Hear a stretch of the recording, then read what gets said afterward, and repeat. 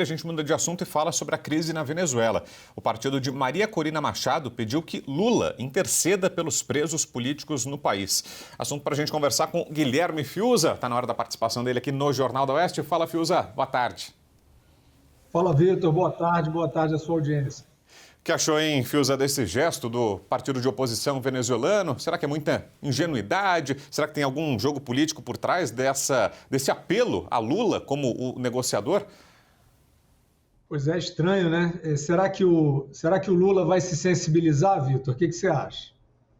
Né? E ficaria muito conveniente, talvez, né, para o governo brasileiro, né, que sempre atuou como linha auxiliar, que financiou, inclusive financiou financeiramente é bom, né, mas apoiou, inclusive financeiramente, a ditadura chavista durante essa trajetória toda. E agora, no momento de crise, além de não se posicionar claramente sobre as violações do Maduro, sobre a eleição muito possivelmente fraudada, ainda sairia da história como quem hasteou a bandeira branca, como negociador, como intermediador das conversas de paz.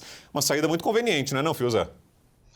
Exatamente, Vitor. Esse caso da Venezuela, ele é muito emblemático para o Brasil, para a democracia mundial, né, para expectativa, esperança de democracia no mundo. O caso da Venezuela é emblemático, porque ele está criando uma espécie de divisor de águas. O governo brasileiro está conseguindo, graças a uma imprensa nossa, principalmente, que faliu, o governo brasileiro está conseguindo ficar como se não tivesse nada com isso. Como você falou, o PT, a gente sabe que o Lula não tem passado, né? A gente aprendeu isso na eleição de 2022. O Lula é um homem sem passado e o PT também é um partido novinho em folha que chegou agora na cena política para fazer o bem, né? Agora, para quem não caiu nessa história, nessa cantilena, e hoje tem, inclusive, um editorial do Estado de São Paulo, Jornal do Estado de São Paulo, lembrando isso. Lembrando que o PT e o Lula são financiadores do regime chavista. O regime chavista é um regime corrupto e tirânico, né? Só que onde é que está a responsabilidade da imprensa, inclusive o Estadão, né? Eu assinalei de propósito. Quer dizer, o Estadão percebeu isso agora também, né? O Lula é um novato na política e os editorialistas do Estadão são novatos na conjuntura brasileira e sul-americana. Porque em 2022, o Estadão e outros veículos estavam fazendo o papel de dizer que o Lula e o PT eram a saída democrática, né?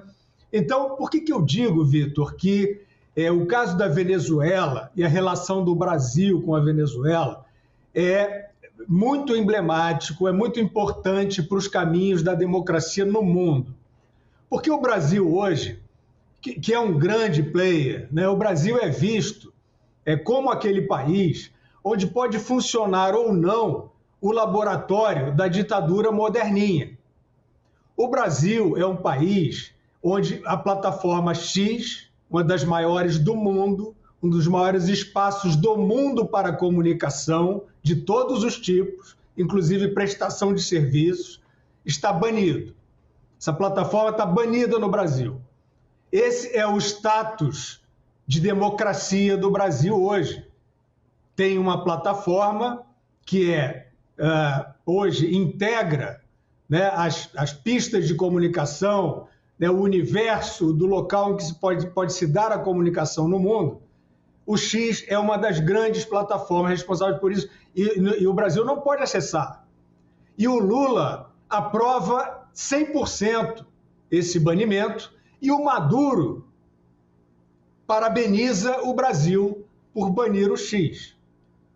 Então, é claro que todas as pressões são válidas, é claro que a oposição na Venezuela está fazendo o certo, que é cobrar do governo brasileiro. O governo brasileiro, ele parece, né, e essa imprensa... Vitor, eu vou te falar, o papel da imprensa brasileira é um negócio assim que dá náuseas, né?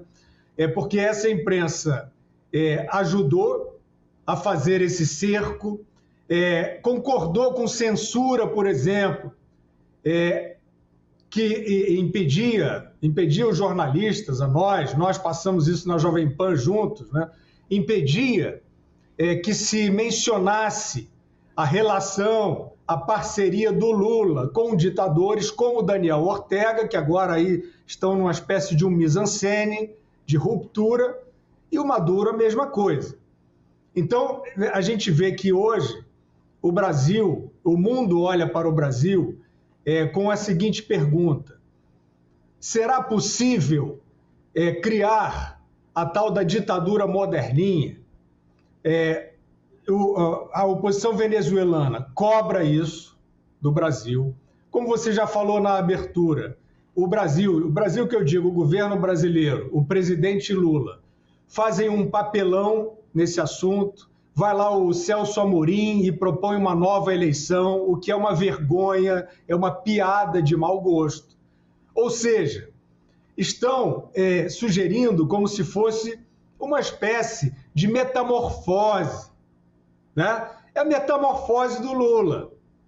Ele virou Paz e Amor de novo agora, junto com o PT, e juntamente com ele vem essa imprensa, que fechou os olhos, fez vista grossa para isso tudo, e agora, Vitor, ela aparece assustada, surpresa com as posições do governo brasileiro. Eu te pergunto, Vitor, você abriu o jornal falando sobre a votação na CCJ, né? De anistia a presos do 8 de janeiro. Eu te pergunto, como é que o Lula pode ser alguém que vai apoiar a sociedade de um outro país, no caso a venezuelana, para libertar presos políticos, quando ele tem no país dele presos políticos a granel, a lote? E aí eu te pergunto, Vitor, como é que foi que esses que foram julgados, condenados aí no atacado, como é que eles conseguiram entrar com tanta facilidade nos prédios públicos, inclusive do governo, inclusive do governo, do Poder Executivo? Onde é que estava a guarda do Lula?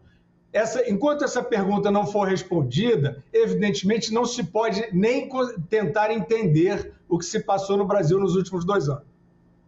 Pois é, né, Fiuzi? Dá a sensação de que, assim como no caso da Venezuela, no Brasil a solução para isso depende sempre do plano internacional, né? No caso do Brasil e dessa escalada do Supremo Tribunal Federal, muito se apostou no constrangimento que isso ia gerar mundo afora, na possível fuga de investidores, que a decisão de tirar o X do ar, que você citou no começo, geraria um ambiente de insegurança jurídica, que afastaria investidores estrangeiros e que isso, essa espécie de sanção econômica ou resposta econômica da comunidade internacional é que poderia forçar uma reorganização da situação, uma volta à normalidade institucional. Você aposta nisso, Fiuza? Ou é algo distante ainda da realidade, hein?